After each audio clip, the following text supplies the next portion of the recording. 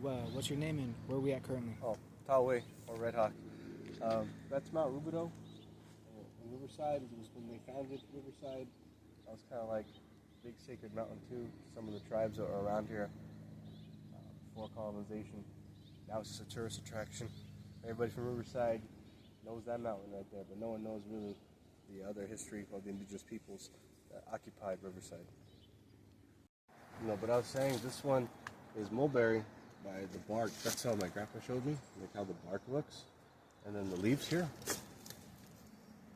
have the 3 blades. But this one is the wrong shape, so this tree would not be good to cut down because one, they're too thick. You don't want them too thick because you'll hurt the tree, won't grow back. This one's growing sapling, so we're going to leave that for the harvest in a few years. And then see, you don't want these either because you don't know if they have worms. They're rotted, they've been rained on. So sadly, you want to cut a live, fresh one, but roughly you want that size, about the whole forearm. You got to be careful with these little micro trails because that's how you end up getting lost. This is beautiful.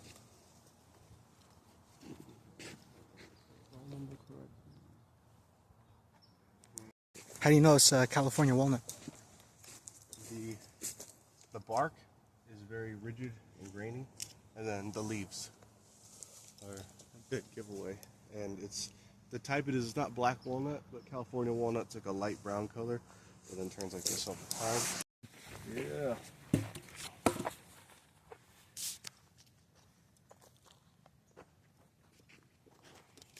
This one's a good one.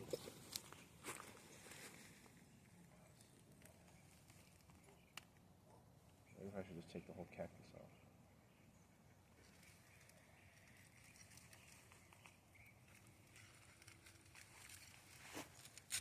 So this spot that we're in currently is where I harvest my boatwood. So we're going to take you to another spot where we'll get some arrow shafts. Because we're going to go down to the river. We're going to look for red dogwood.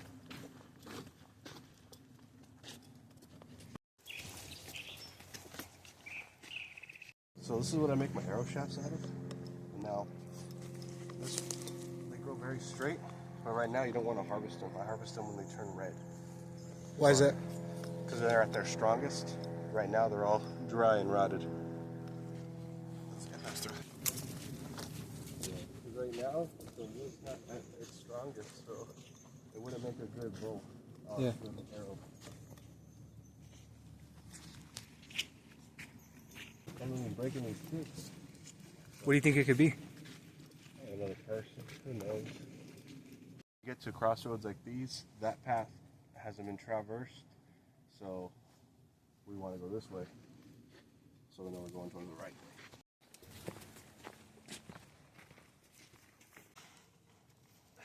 What kind of feather is that? Looks like a barn owl. How do you know? From the light tan color and then the brown. It's a notch, usually typical in barn owls. And then owl feathers are they feel very soft and delicate to help them fly so quiet.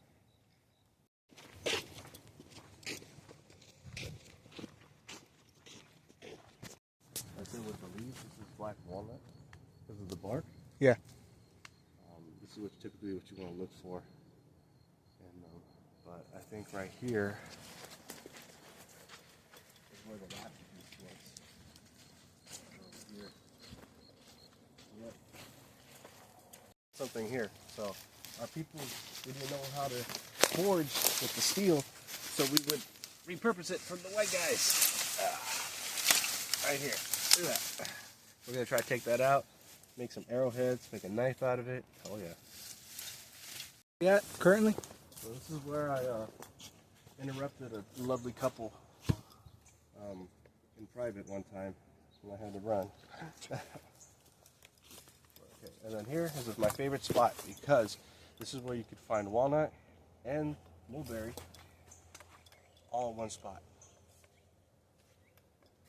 It just intertwines. Right here's the mulberry.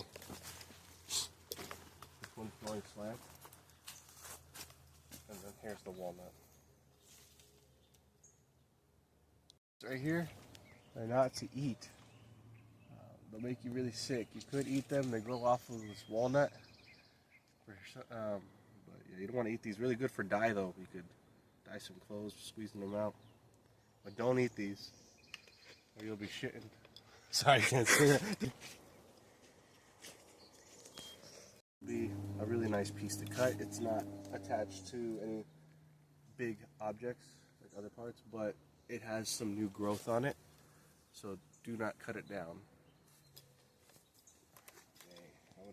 This is what? Boxwood. It's similar to mulberry as far as like the way it looks, but this one, boxwood, has a lighter greenish hue to it. That's how I was able to distinguish it, and it grows all these little vine thingies. That's what's left over from the house in Taawe River. There's a lot of little homesteads. Here's an old foundation.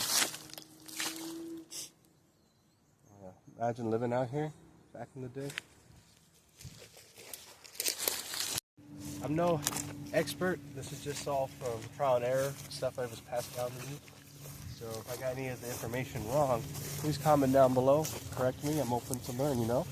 But thanks for following us along. And there's so many things that was provided by nature that Creator has made for us, and we take for granted. So take a moment, get off your phone, and go step outside, guys.